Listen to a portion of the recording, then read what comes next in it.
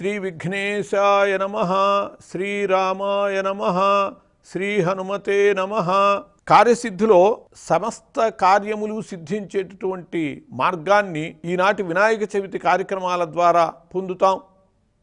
అందరికీ కూడా వినాయక చవితి శుభాకాంక్షలు. విఘ్నేశ్వరుడి దగ్గర సిద్ధి అనేటటువంటి శక్తి ఉన్నది. ఆయన భార్యలు సిద్ధి లక్ష్మి, బుద్ధి లక్ష్మి అని చెప్పి, కాబట్టి ఏ కార్యం సిద్ధించాలన్నా ఆ గణాధిపతిని పూజ చేయాలి. ఆదౌ పూజ్యో గణాధిపః అని చెప్పి శాస్త్రం. అందువల్ల ఆయన దగ్గర ఉన్నటువంటి సిద్ధి అనేటటువంటి శక్తిని మనం పొందటం కోసమనే, అంటే ఏ పనైనా మనం తలపెట్టేది ఎందుకంటే ఆ కార్యం సిద్ధించాలి అని. అది సిద్ధించాలి అంటే ముందు గణపతిని పూజించాలి. అట్లా మనం ప్రతి కార్యక్రమానికి కూడా ముందు గణపతిని పూజ చేస్తాం. తదాదౌ నిర్విఘ్నే పరిస్వాప్త్యర్థం మహాగణాధిపతి పూజాం కరిష్యే అని చెప్పి మహాగణాధిపతి పూజ చేస్తాం. మహాగణాధిపతి పూజ అంటే పసుపు ముద్ద చేసి దానికి అలంకారం చేసి ఆయన్ని పూజ చేస్తాం. దాన్ని క్షిప్ర గణపతి అంటారు. క్షిప్రం అంటే వెంటనే కరిగిపోయేటటువంటి, నీళ్ళల్లో వేయంగానే ఆ పసుపు కరిగిపోతుంది. అటువంటి ఆ క్షిప్ర గణపతిని, పసుపు ముద్ద గణపతిని మహాగణపతిగా పూజ చేస్తాం. కానీ ఈ భాద్రపద శుద్ధ చవితి, వినాయక చవితి నాడు వరసిద్ధి వినాయకుని పూజ చేయాలి. అలా వరసిద్ధి వినాయకుని పూజించేటట్లయితే మనకు సమస్తములైనటువంటి వరములు సిద్ధిస్తాయి, సమస్తములైనటువంటి కార్యములు సిద్ధిస్తాయి. వర్షే వర్షే ప్రయుక్త వరసిద్ధి వినాయక దేవతా పూజాం కరిష్యే అని చెప్పి ఆ వరసిద్ధి వినాయకుని పూజ చేసే ముందు మళ్ళీ మహాగణాధిపతి పూజ కూడా చెయ్యాలి. ఎందుకంటే కార్యసిద్ధిలో గణపతి పూజ కూడా ఒక కార్యమే.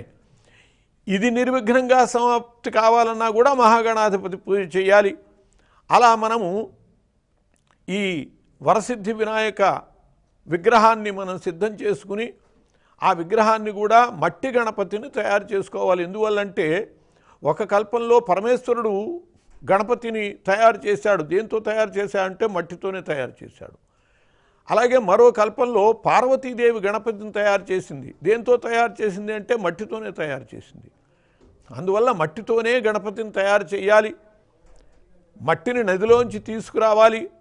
నిరాకారమైనటువంటి ఆ మట్టిని తీసుకొచ్చి దాన్ని సాకారం చేసుకుని గణపతిగా తయారు చేసుకుని మళ్ళీ ఆ గంగలోనే ఆ జలములందే వదిలిపెట్టి మళ్ళీ నిరాకారంగా దాన్ని వదిలేసేయాలి. అలా చేయటం అనేటటువంటిది కర్తవ్యం.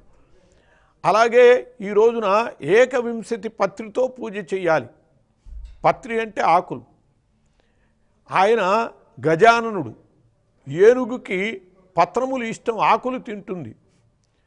దానిని పురస్కరించుకుని ఆ గజాననునకు ఆకులతో పూజ చేయాలి. 21 పత్రులు, అవన్నీ కూడా ఓషధులు. ఆ 21 పత్రులతో పూజ చేసి ఆ గణపతిని నిమజ్జనం చేసేట్లయితే ఈ 21 పత్రులు కూడా నదీ జలాల్లో తటాకోదకాలలో కలుస్తాయి.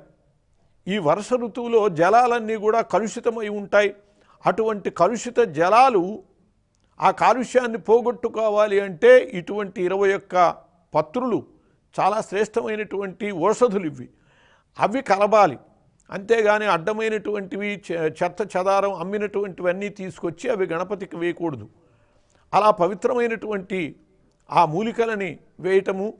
అట్లాగే దూర్వారాంకుర పూజ అని చెప్పి దూర్వార యుగ్మ పూజ అని ప్రత్యేకించి చేస్తాం. గరిక కూడా ఆయనకి చాలా ఇష్టం. గణపతి చాలా విశిష్టమైన తత్వం గలవాడు.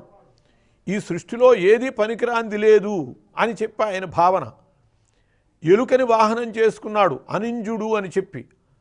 ఆ మూషికుని యొక్క భార్య ప్రియంవద, ఆమె గొడుగుగా ఉంటుంది. అందువల్ల వినాయక పూజలో తప్పకుండా ఎలుక ఉండాలి, గొడుగు ఉండాలి.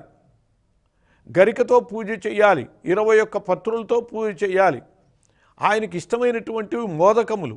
మోదము ఆనందాన్ని కలిగించేటటువంటిది. అటువంటి వాట్ల ద్వారా ఆయన తృప్తిపరిచేట్లయితే మనకి ఆనందం చేకూరుతుంది, కార్యసిద్ధి చేకూరుతుంది.